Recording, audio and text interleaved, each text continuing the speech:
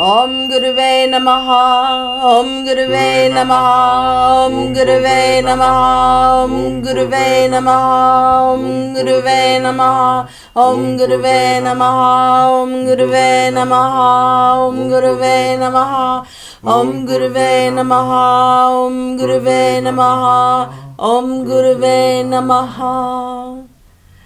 We welcome in Brihaspati Jupiter, Lord of Jyotish, to be with us today to inspire us for this next in our video series on Jyotish for Westerners. My name is Nina Ashby, and this is my co-host, Israel Jersey. And we're here to talk today about the teachings of the sage Parashara, which are the Karakatva. Now, the Karakatva are what's called the status of the planet. There's mundane astrology, which has to do the astrology of the nations. Or there's also what's known as horary astrology, which is based on a moment in time where a particular person may ask a question, and a chart is brought up for that particular moment, that hour, and depending where the planets are, it will answer the question at hand. So let's start with the sun. The sun. So the sun being one of the most focal points of the chart, the sun symbolizes and is connected with the king, also with the moon as well. So we have the sun and moon that are king and queen. So when we look at the sun, we see this royal figure. We have to also remember that the sun is the ruler of Leo, which is the lion. Again, it's also very often referred to as the king of the jungle. Or, it's amongst animals, it seems to get more attention than any other animal on the planet. So there's something quite royal, something quite special. There's something that stands out about the sun. When we look at the sun, even in terms of its physiologically, it provides us heat, it provides us light also as well. There would be no daylight without the sun, as we all know. So the sun is grand, it's noble, it's royal, and because of this, it represents kings. And it shines brightly. Definitely. So it also represents the soul and of the personality, and how that the center of who you are and your expression. Yes. Whereas the queen is also regal, royal, yes. but she's the reflected light of the sun. That's correct. So whereas the sun is constant, the queen waxes and wanes. She may be outwardly ruling, and sometimes, or an outward support figure of state, or she may be withdrawn. Yes. So that is the fluctuations of the lunar cycle. So it's the queen, or the power behind the throne, if you will. Yes. Because with every king, there will always be a queen. Behind every good man is a great lady. We'll talk about Mercury, the prince. So, what is a prince? A prince is somebody who of the royal family who goes out and does publicity.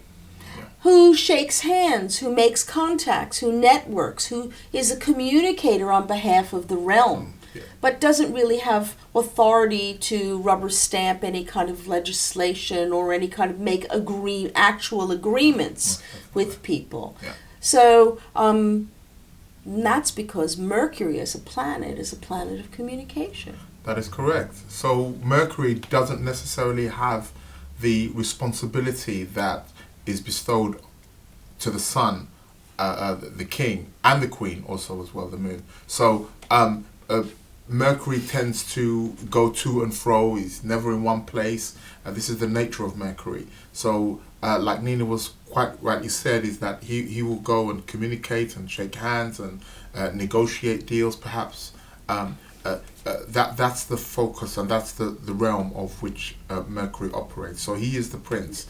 I also see Mercury, or the prince energy, as a kind of Peter Pan figure. Somebody who doesn't want to grow up and take that responsibility, who always wants to be wandering, roaming, and have that kind of stimulation, which is very mercurial in nature. Yeah, wants to have that freedom. The freedom to go and come as he pleases, as he chooses, without any restrictions or limitations. Yeah. Okay, so now we come to the very important role of counselor and advisor in our status, Karakatva. So we come to Jupiter. Jupiter in Jyotish is the guru. So the guru advises, counsel, gives wisdom, and acts as a very important person either behind the scenes or at the right hand of the ruler, the king, to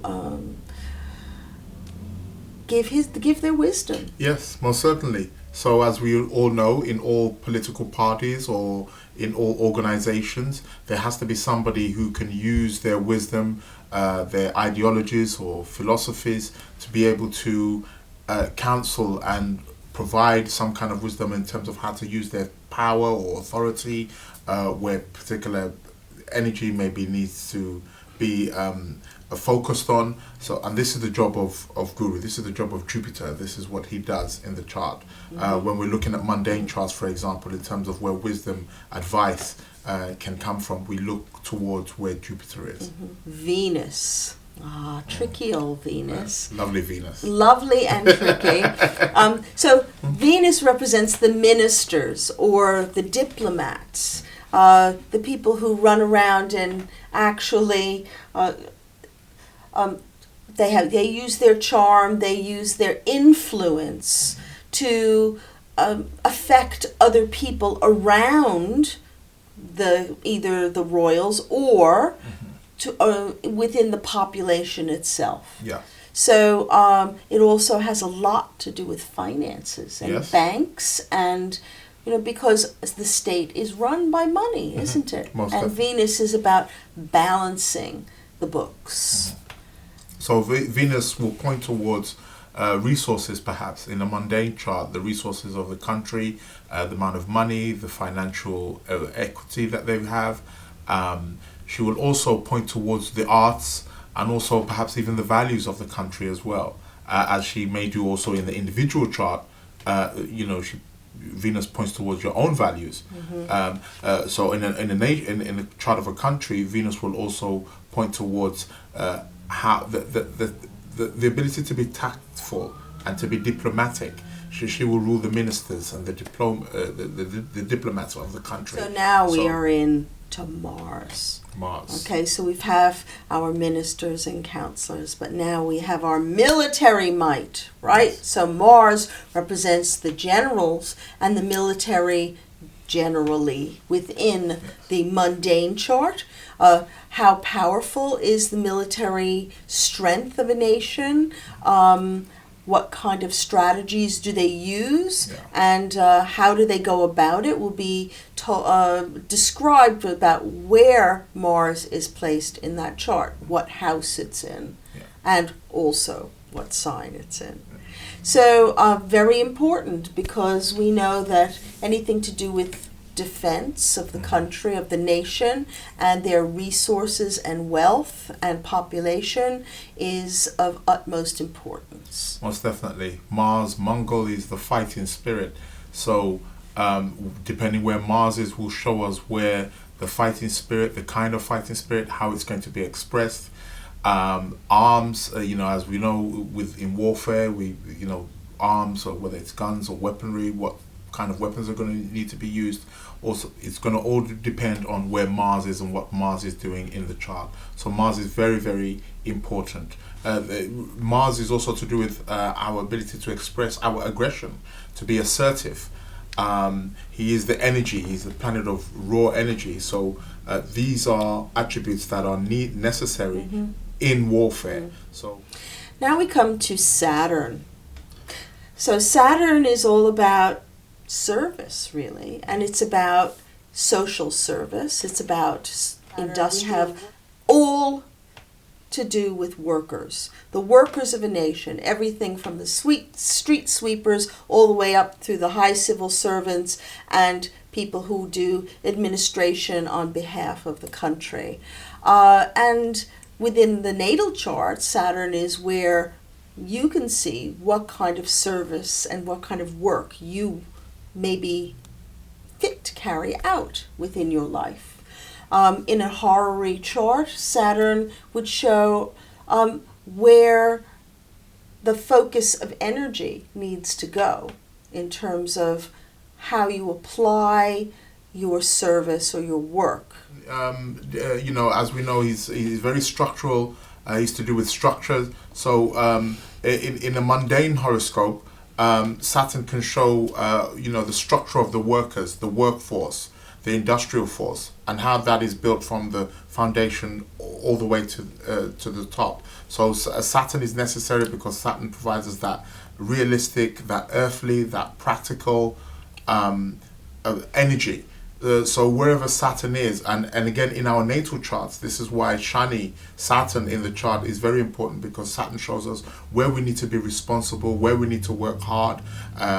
This is why he's connected with service or servants, because if you're a servant or of service, you have a duty, you have a role, a responsibility that you have to keep and you have to work hard at.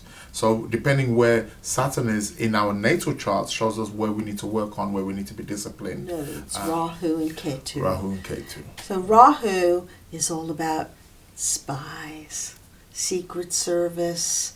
It's about things that are just quite off-center, hidden. And people with very strong Rahu in their charts, such as Hitler, for example, it's a misuse of power, really, in that sense. And so there's always this temptation to use the power in a way that's a bit unusual or hidden. Rahu's about hidden things.